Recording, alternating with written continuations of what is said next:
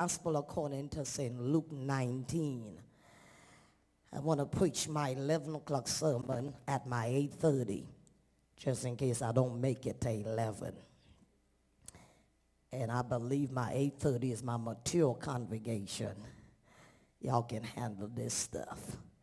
Luke chapter 19, when you're there, holler back word. Let me read at verse number 21st, and then I'll be jumping around. Luke chapter 19.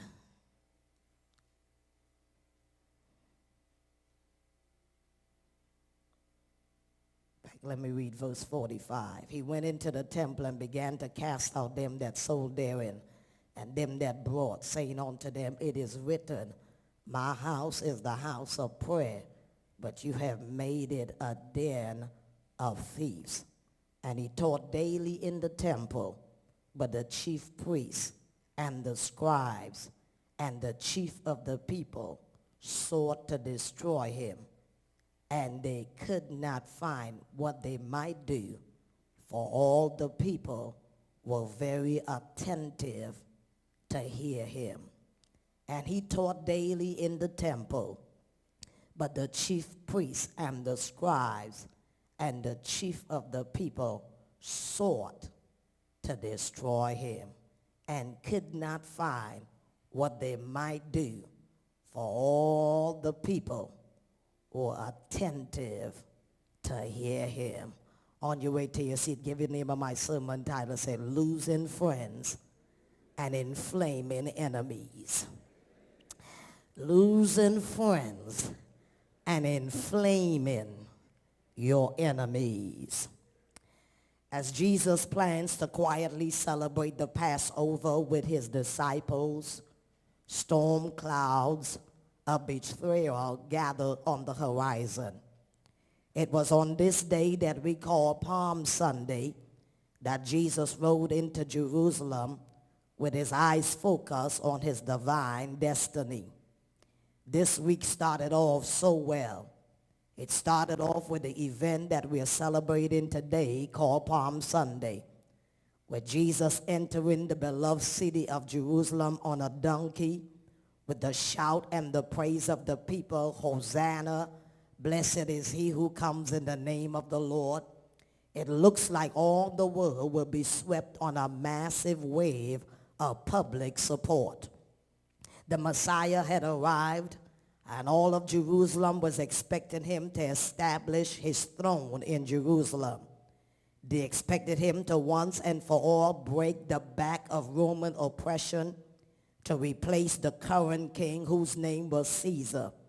Jerusalem, Shiloh, was happy and excited for the last 3.5 years to have a person like Jesus among them. After all, he performed great miracles. He brought about spiritual healings, physical healings to those within the city gates and the surrounding community. They were proud of what this little carpenter boy Jesus had become and made of himself. Yet while they loved the miracle that Jesus performed, they could not stand his preaching. The majority of people were shocked that Jesus seemed more interested in challenging the religious institution that he was in conquering Rome and liberating them from political oppression. They grew more and more impatient and more upset that Jesus would spend most of his time calling Israel to repentance than he did criticizing his oppressors. But what really made them mad, Miss Jane, was they did not appreciate the fact that Jesus refused to be their Messiah on their term.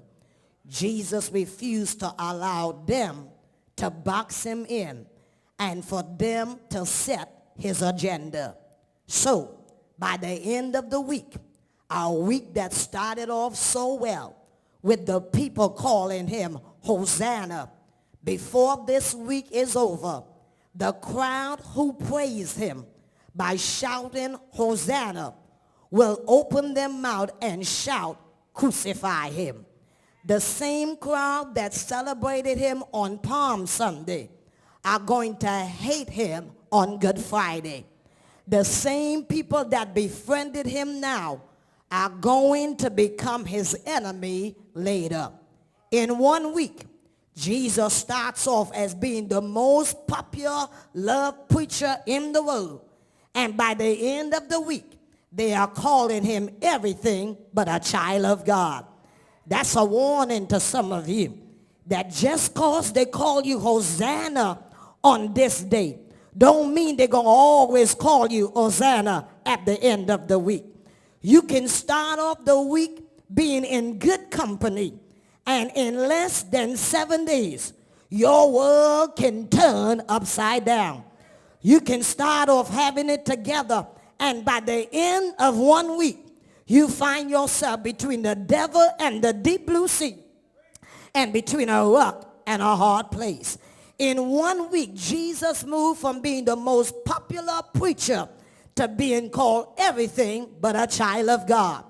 In 1 week, he's betrayed by a follower, he's denied by a friend, and he's abandoned by some members. In 1 week, the people who traveled with him for 3.5 years is nowhere to be found. In 1 week, Jesus have lost more friends and inflamed his enemies. Looking at it from their perspective, you understand why he lost some friends and inflamed some enemies.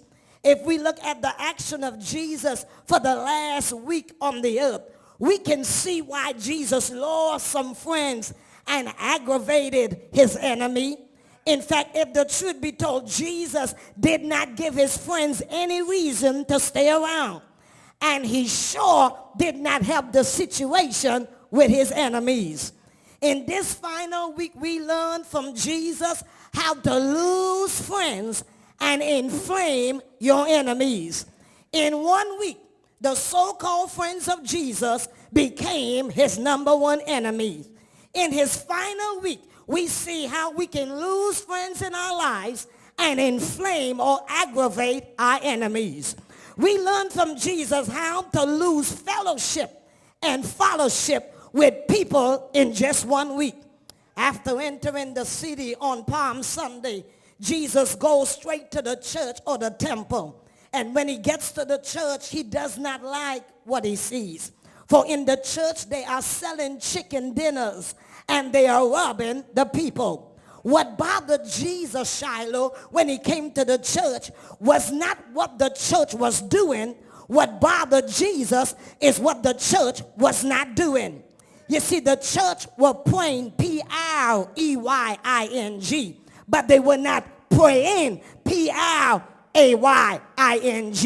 Jesus got upset and began to clean house, reminding the people in the church that the church or his Father's house ought to become a place of prayer and not a place of prey.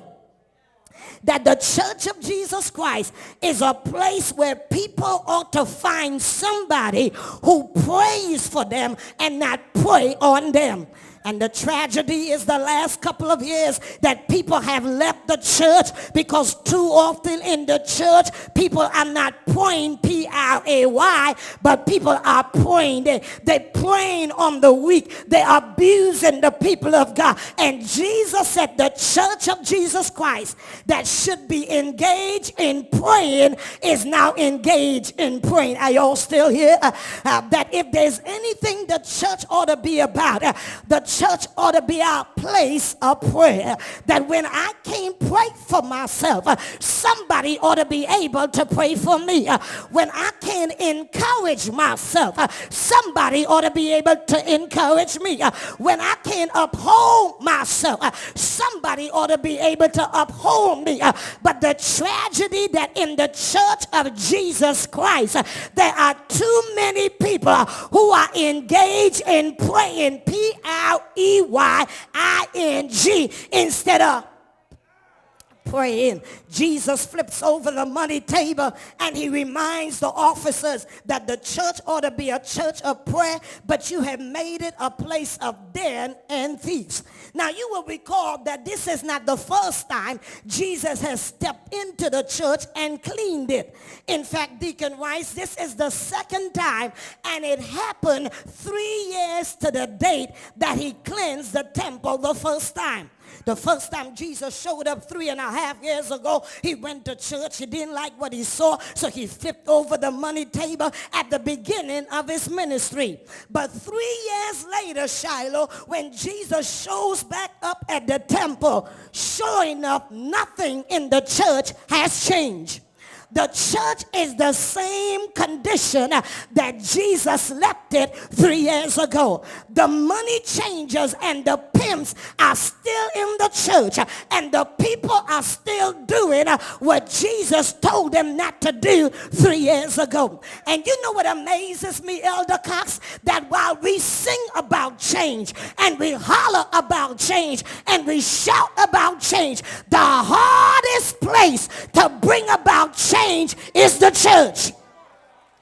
The hardest place that embraces change is the church. People have no problem changing their clothes, have no problem changing their hairstyle, have no problem changing their cars, have no problem changing their houses. But the hardest place that we talk about the Lord can change you and pick you up and turn you around, the hardest place to change is the church. And if you want to lose members and inflame enemies, try changing stuff in the church. Oh, can I preach up in here? If you want to lose friends and develop haters, relocate the church. I'm just preaching to myself, because people will rather you change your clothes and change your hairdo and change your car, but you ain't changing my church because it's my church. Who told you it's your church? Jesus said, upon this rock I build my. People have no problem changing electoral officers, president, but the place that should be a change agent, the place that should be bringing about change, is the hardest place to change. Notice in the final week of Jesus, he concludes his ministry by making the same point he made at the beginning of his ministry. His Father's house is to be a house of prayer, but you made it a place of thief and dens. Jesus did not always clean the temple, but every now and then when he shows up at church, he did a sweep out. And you know, God has a way that every now and then you just need to clean house. God help me. Yeah. Spring is coming, and every now and then you need to clean out your closet. Spring is on its way. Every now and then you ought to clean out the stuff that's in your closet that you haven't worn for 3 years. And what Jesus is trying to teach you is that every now and then you ought to clean out your house. And not only should you clean out your house, you ought to clean out the church house. Every now and then you got to shake some stuff up. This act of temple cleaning displays Jesus' authority, and it highlights his opposition to the religious institute of Judaism. The cleansing of the temple took place on Tuesday morning. Almost 3 years had elapsed since he first came on the scene. 3 years after, on Tuesday, the last week of Jesus, he goes back into the temple and he cleans house. While all three Gospels, Matthew, Luke, and John, gives an account of this event, Mark goes into detail. Mark said that after Jesus cleansed the temple, that the scribes and the chief priests heard it and sought how they might destroy him.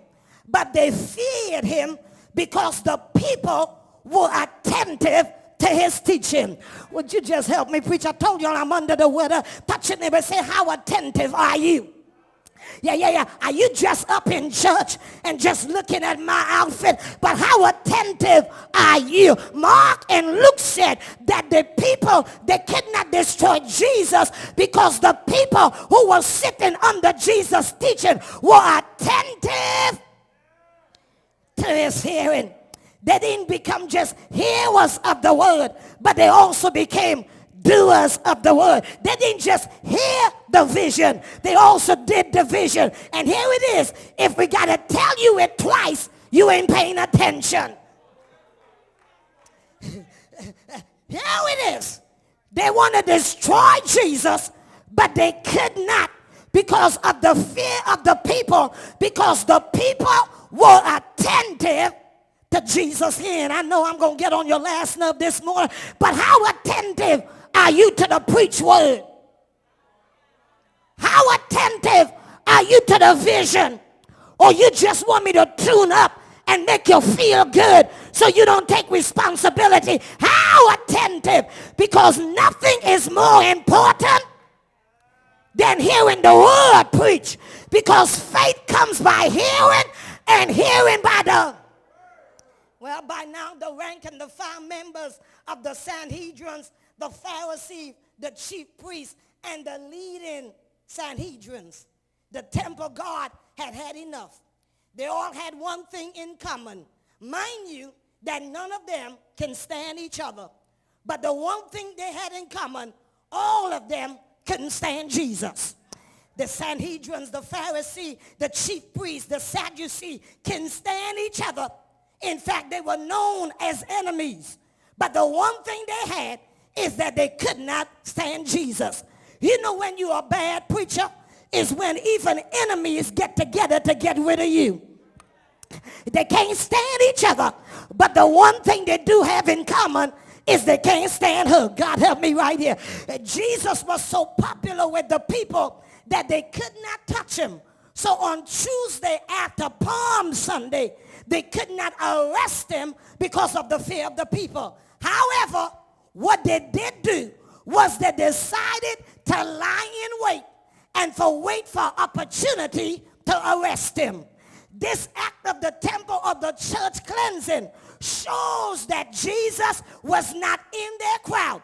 And while they could not arrest him on Tuesday, they waited until an opportunity was presented so they can arrest him. That's why I'm preaching at 11. It's an inside job. Y'all gonna catch it on your way home. Because they can't do anything on the outside. So they hooked up. Y'all know your Bible, don't you? They hook up with Judas, who's on the inside. And the only way they got to Jesus is because there was somebody on the inside. I might as well just preach to myself that your number one enemy, Shiloh, is not outside. Your enemy is somebody who's on the inside. After the cleansing of the temple, Jesus moves into the temple. In fact, he occupies Wall Street. He occupies the temple for the whole week. The temple court becomes his ministry and his headquarters. The temple court becomes his classroom. And as he's teaching and preaching, right under the Sadducees' nose.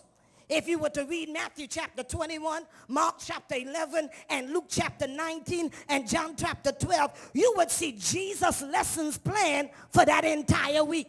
And listen, Tracy Cox, during that week, the religious leaders sought to challenge him and to trap him in his teaching. But Jesus was always ready. Luke said he was teaching daily in the temple. And each day the scribes and the religious leaders sought to destroy him, but they could not because the people were attentive to him. You would think, John, if Jesus knew that his enemies were trying to destroy him, that he would leave town. You would think if Jesus knew that they were about to kill him, that he will roll out of here. You would think that if Jesus knew that the scribes and the religious leaders were trying to publicly destroy him, that Jesus will walk away and won't be in the city. But at least you can take a look and notice that in spite of all of that, Jesus stayed in the city. Jesus stayed in the city, although he knew they were trying to destroy him. You would think he would take a low profile, that he will go undercover. But yet the Bible said Jesus taught in the temple daily. I asked Jesus, why would you teach in the temple daily when you know that you've inflamed your enemies and you're about to lose friends? And here's the first thing Jesus teaches us is that if you're going to lose friends and inflame enemy, the reason why I didn't go undercover is because truth matters more to Jesus. Okay, I'm preaching more than you responding. Truth matters more to Jesus. Jesus wasn't trying to be popular. He was simply trying to tell the truth.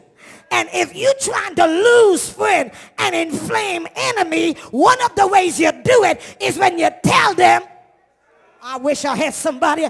Jesus said that you will know the truth and the truth will set you free. And to Jesus, he wasn't trying to be popular based on a lie. Jesus always told the because the truth matter more to Jesus than being in your inner circle, than being your friend, than being your spoon cool, than being your road dog.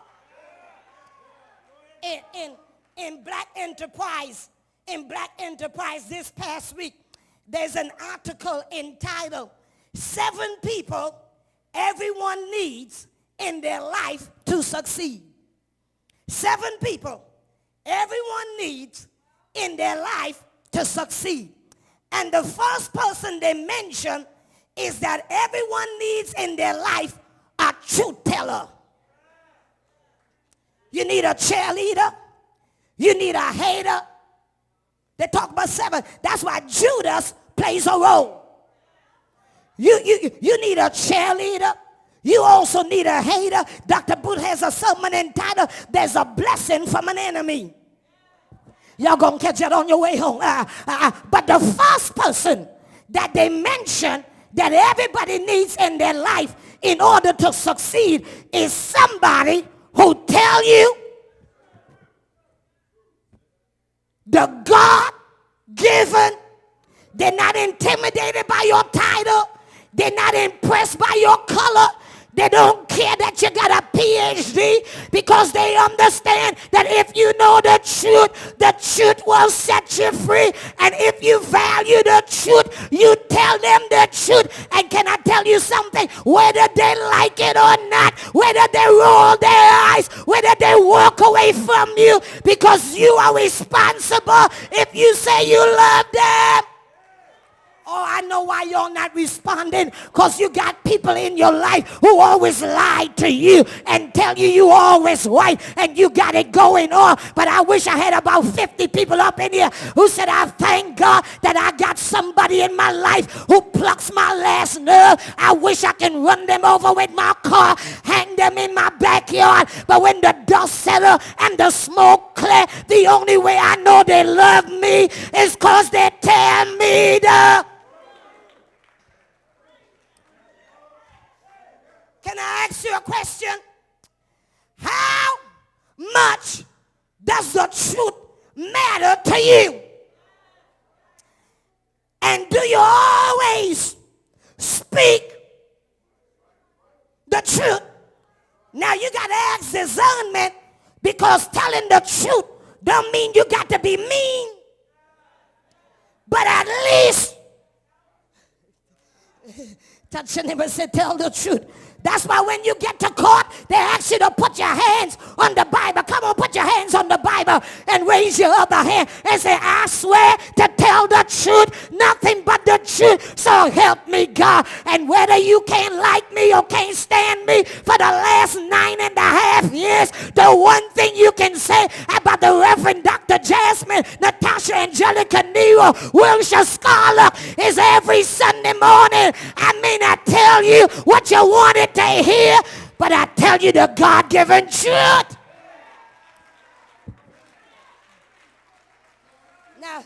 Now, can I be honest? Hey, can I be honest?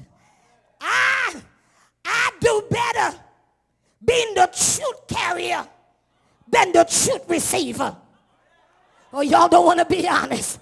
I love telling the truth, but I don't have the same response when I wish I had somebody up in here. I wish I had, and God will give you some people in your life that don't even care how anointed you are, don't care that you're the pastor of the church. They say whether you like it or not, this is going to help you more than it's going to hurt you. So I'm going to tell you, I wish I had somebody who got a spouse in their life. You got a family in your life. You got a co-worker in your life. You got a friend in your life who at least tell you.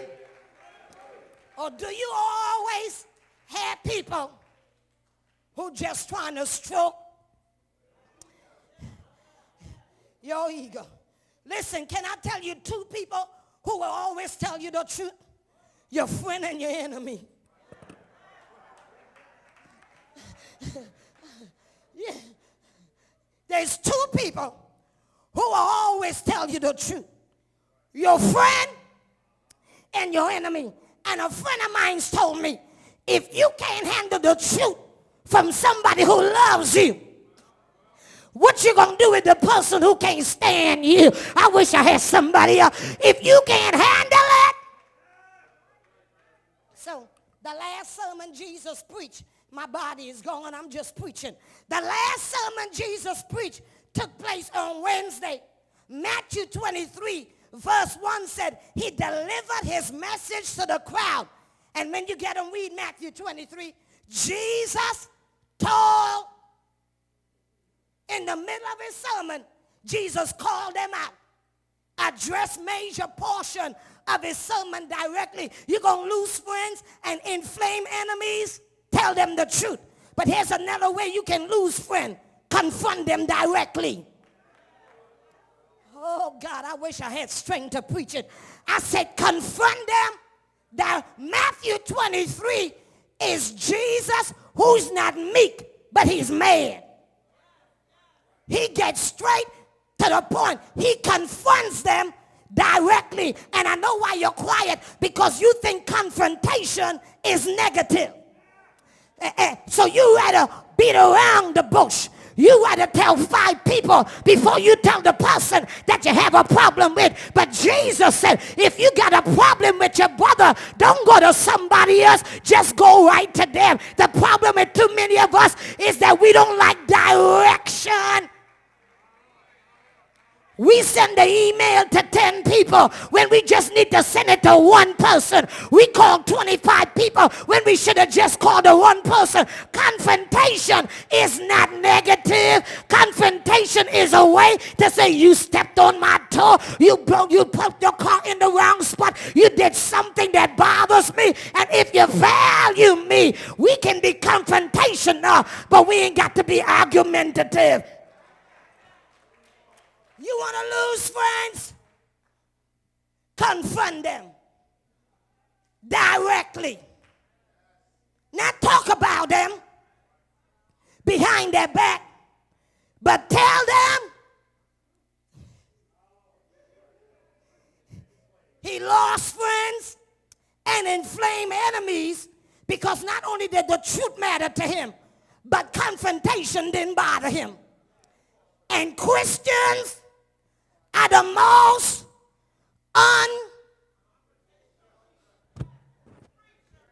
Now they're going to talk about you. They're going to gossip and lie.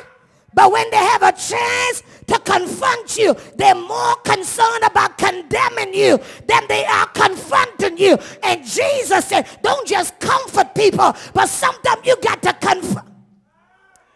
I was reading earlier today when I was getting myself together that Whitney Houston's mother said, because all of them have been talking about rumor that if she was a better mother, Whitney Houston wouldn't have turned out that way. And after 2 months, she finally gave her first interview. And her statement is this: let's get it together. I did the best I can. Now you can say everything else you want to, but you're not going to put a guilt trip on me, because if you were in my shoes, you wouldn't have been able to do it any better. And when Whitney was on Oprah, she said her mama showed up one day with the cops next to her, break in that door and say, you are going to rehab. I'm trying to help some of y'all up in here that the best thing that you can do to somebody is say, listen, I love you too much for you to go down this path. Now, I may not be able to make you drink the water, but I'm going to get you to at least the water. What you do after rehab is on you, but at least I'm going to let you know I don't like what you're doing with your life. I don't like what you're becoming. I don't like this version of you, and leave it like that. Okay. Can I tell you another reason? If you want to lose friends, Rick, and inflame your enemies, tell them the truth. If you want to lose friends in 1 week and inflame your enemies, confront them. You know they lie on you, and then you're sitting and eating with them. But here's your argument. We're just trying to keep the peace. We ain't trying to rock the boat. That ain't no real peace. That's a false sense of peace. Because if you really value me, I wish I had a church up in here. If you really appreciate me and you love me, that ain't about peacekeeping. But here's the third thing, Rick, that gonna make you lose friends and inflame enemies. Here it is. Here it is. Call them names. Did I say call them names? Now, I know you don't like this, Jesus, because in Matthew, Jesus gave 8 beatitudes and he gave 8 woes. Now, we love the beatitudes, but we don't like the woe. And listen, Jesus was rude. Yeah, I know it's Jesus. Yeah, he was. He called them vipers, snakes, dead tomb. See, y'all don't like this Jesus. You like the meek and the lowly Jesus. You like the humble Jesus. You like the Jesus with blonde hair, blue eyes, who just on the ceiling. But Jesus is so radical that when Jesus don't get the point across, he'll call you. You want to lose friends and inflame your enemies? Call them how you see them. Liar. Hater. I wish I had a church. You're jealous. I wish I had. You're insecure. I wish I had a real church up in here. Y'all don't like this Jesus. You like that meek Jesus, but Jesus was gangster every now and then. I wish I had some hoodies up in here. I wish I had some people who from the hood who say when I'm trying to get my point across, I got to put a subject and a verb, an adjective, and come on up in here. That sometimes the only way you can hear me is when I call you outside your name. Is there anybody up in here?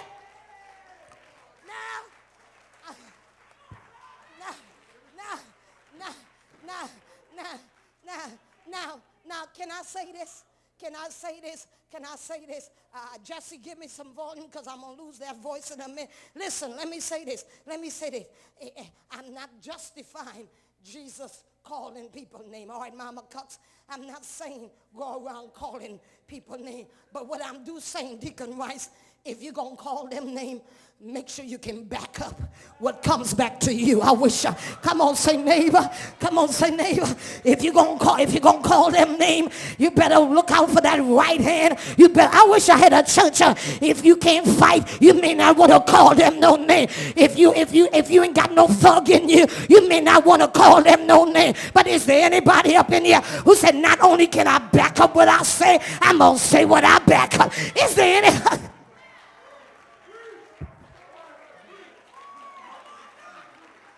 And y'all think I'm hard. Jesus called them everything. He wasn't like the famous preacher saying, I am a child of God and this is my Bible. Jesus can sometimes be harsh. Vipers.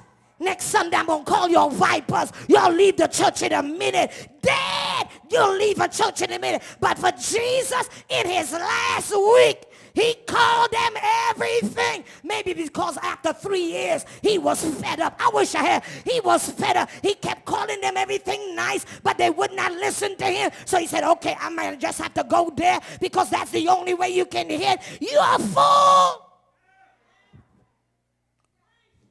Jesus.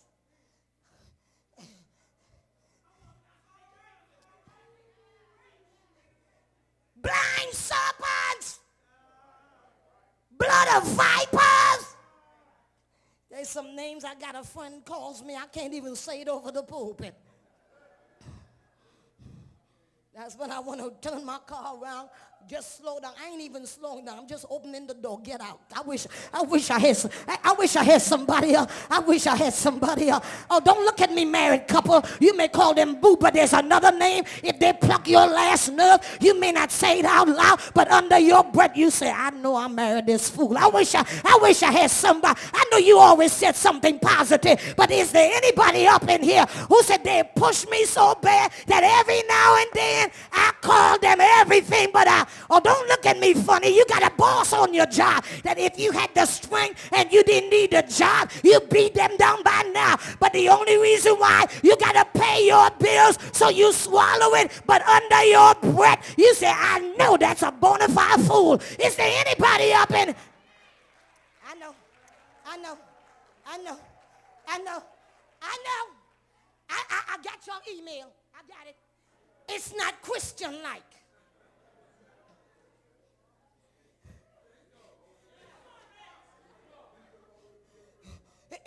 It's not Christian. Why would Jesus call them names? Because Jesus is trying to teach it. Now, he didn't call everybody outside their names. This is just a group of people that he called outside because Jesus understands that their soul matter more than them. You see, sometimes that's what they call shock therapy. I wish I had somebody. That sometimes in calling them that is hopefully their eyes would be open. 8 times Jesus pronouncing the gospel, woe against you, hypocrites, blind serpents. 8 times vipers. And you would say that the meek and the humble Jesus had a mean side. Touching him and say he had a mean side. Yeah, he had a side that while he win people, he also. So this week, Cal, he didn't preach something cute and fancy.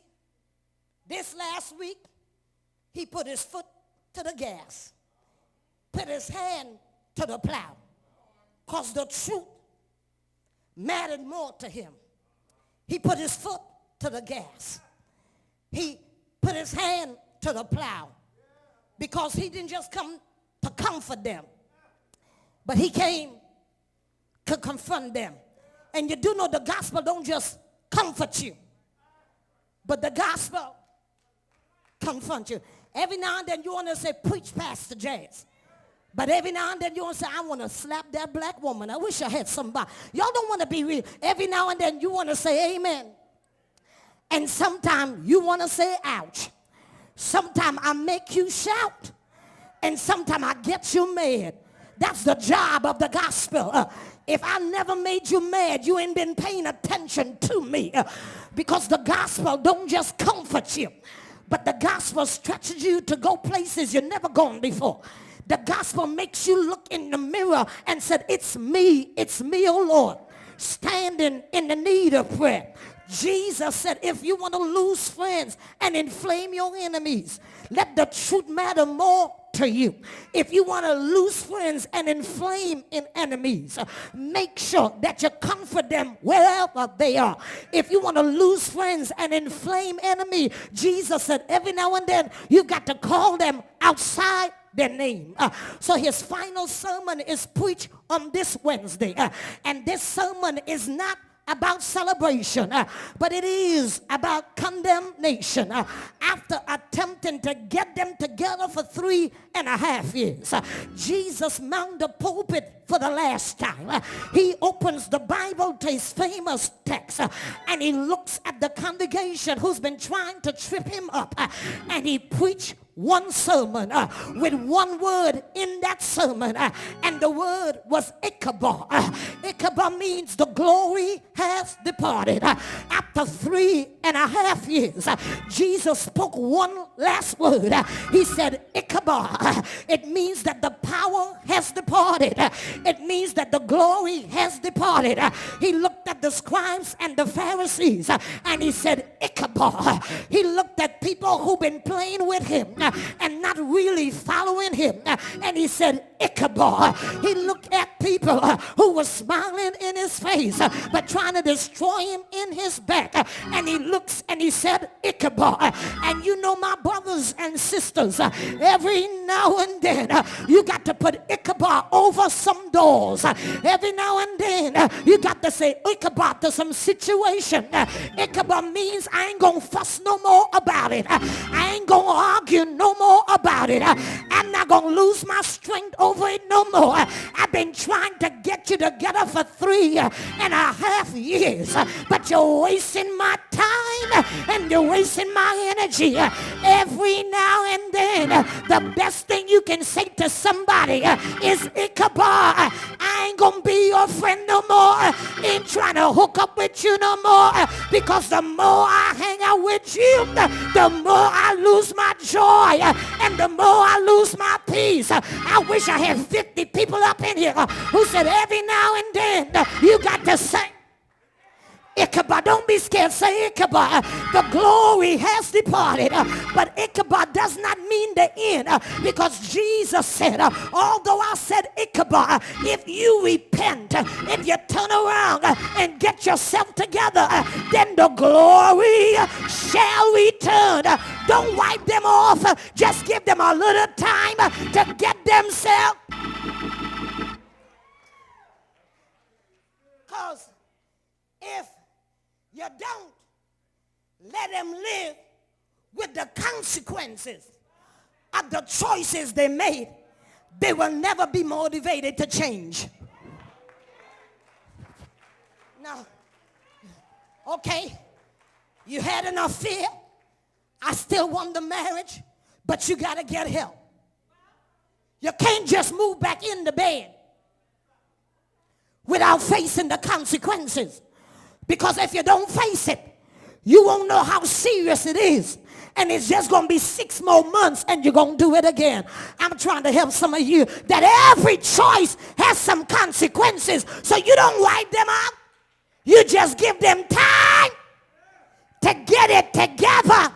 And in the meantime, you got to love them from a distance. I know that's tough love. I know how y'all feel. I know how you feel. I know you can't do it because you don't know how you're going to function without them. But before they showed up in your life, God was already in your life. And there's some friends, and there's some relationship, and there's some members, and there's some situation. You got to say, I'm going to love you, but I'm going to love you from a distance, because the more I try to save you, the more I'm drunk in, the more I'm losing my peace. And while I love you, I love me too much to have you taking me through these changes.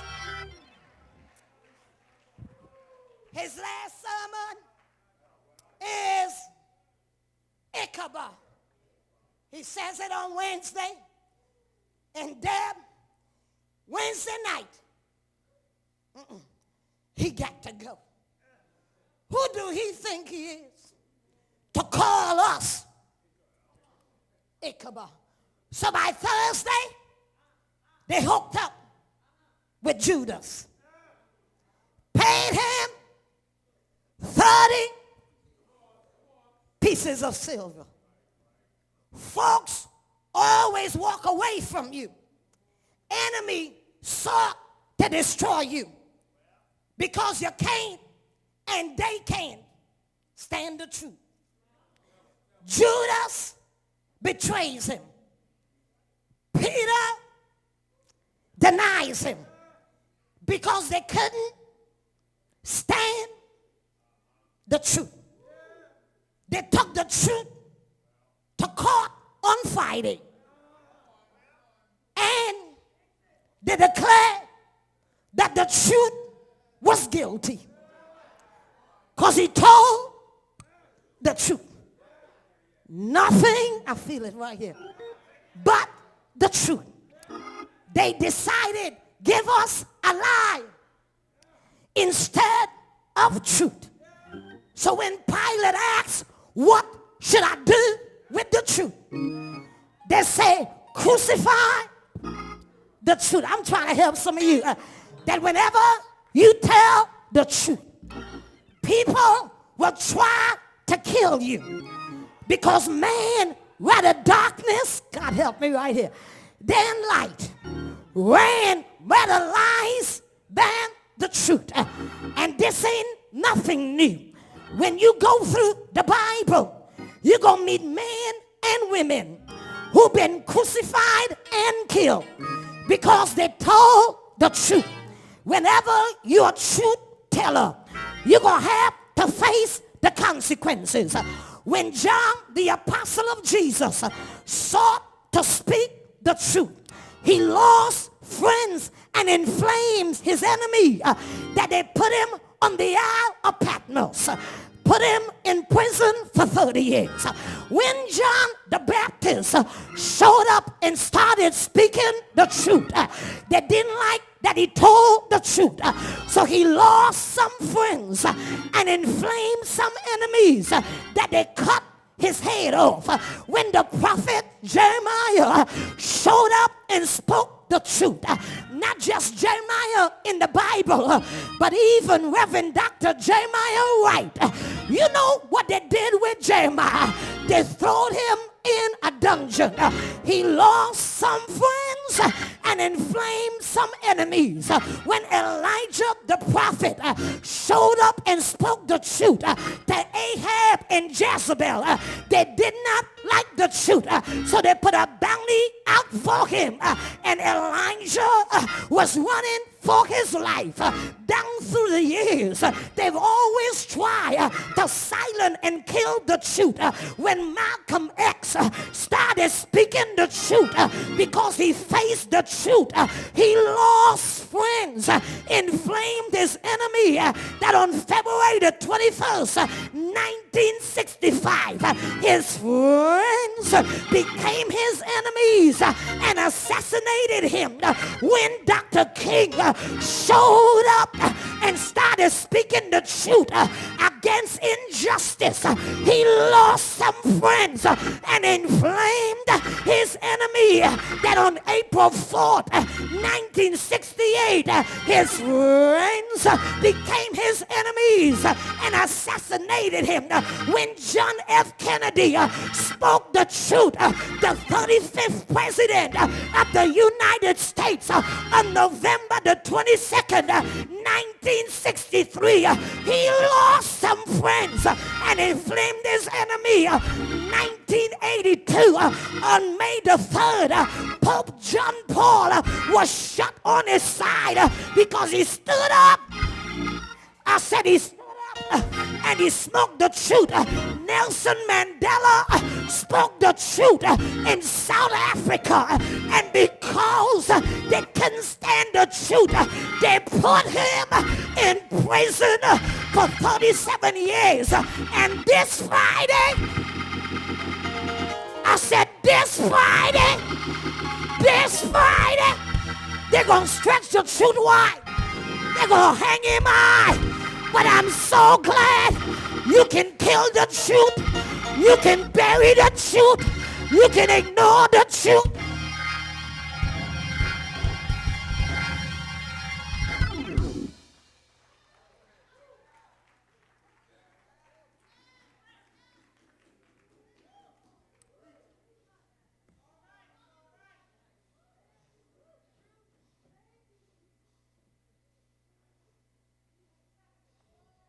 This week, you'll see what men will do when they cannot stomach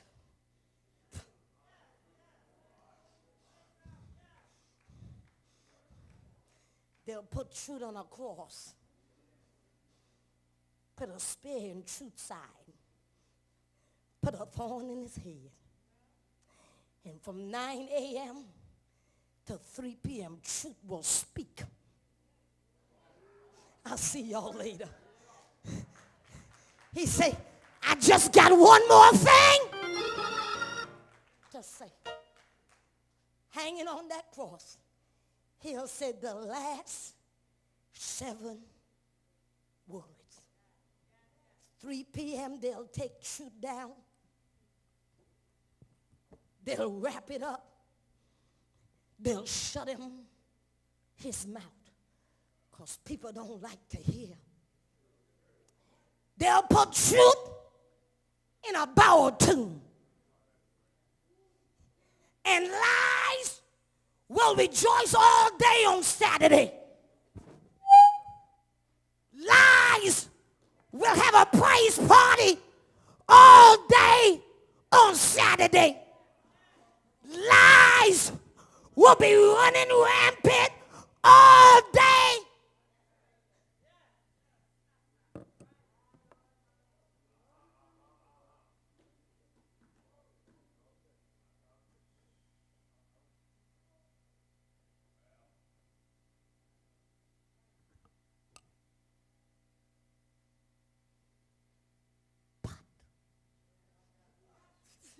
I'll see y'all later. I'll see y'all later. But I see you. I see you. I can't go there. I got to get him to the tomb. But touch your neighbor and say, don't worry. Truth still got it in control. I can't go. Touch your neighbor and say, I'm trying not to go there. Come on, say, neighbor, don't go there. Don't go there yet. But touch your neighbor and say, next Sunday, I'm going to tell you what happened to truth. I wish I had somebody up in here. Touch your neighbor and say, next Sunday, we're going to see what really happened.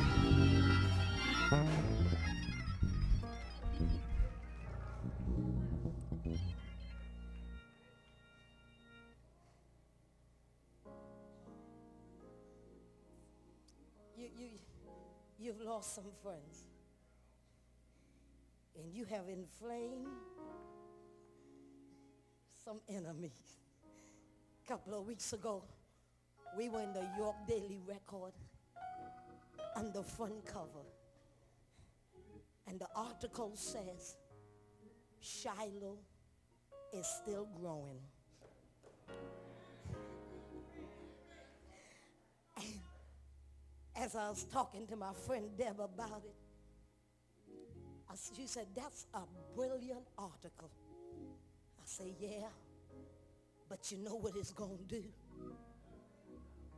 It's going to inflame some enemies. She said, you think so? I said, I'm going to look for them next couple of Sundays. The attendance is going to grow. Not because I'm gaining friends. The enemy want to see, is it really growing? I wish I had a church up in here.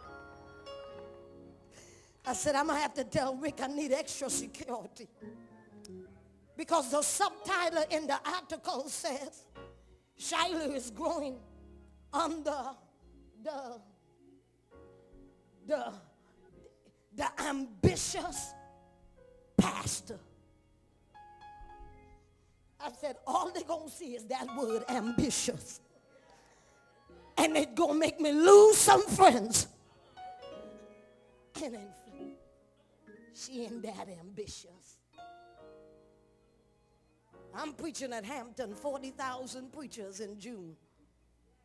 And I've lost some friends since the invitation.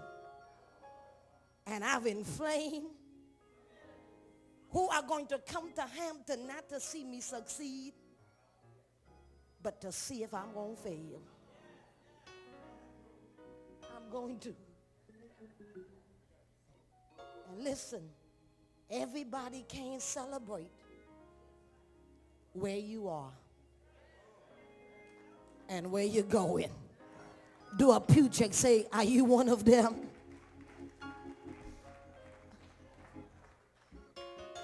You know people who are truth tellers, people who are real truth tellers, not every now and then truth tellers. People who are truth tellers are the most loneliest people. Stand all over in this place. Stand all over. You can't be a truth teller if you want to be popular. You can't be a truth teller if your feelings is easily hurt. It's amazing the kind of people that God puts in your life who tells you the God, honest truth. And I know for those of you who've been truth tellers, you've been wounded. They've tried to shut you up. You're no longer on their Facebook page because you told them the truth. Don't put that mess out there. They stop twittering you, and you never get invited to any of the fellowship. You just hear it. And you're like, God, why? That's the burden of being a truth teller. That's the burden. That's why even now with what's happening in Florida, people want us to just put it under the rug.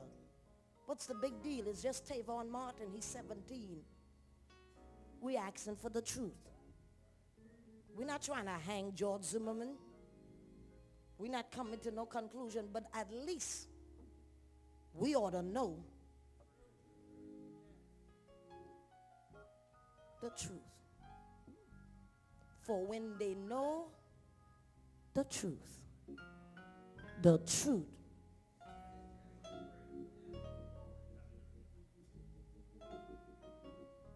set you free. So, Father, we thank you for sending a son who don't mind telling us the truth. And every day we come here, we see truth. Not our version of the truth, but your truth. Help us to be truthful in who we are and to speak truth at all times. Even if it means we're going to lose some friends and inflame some enemies. So would you do?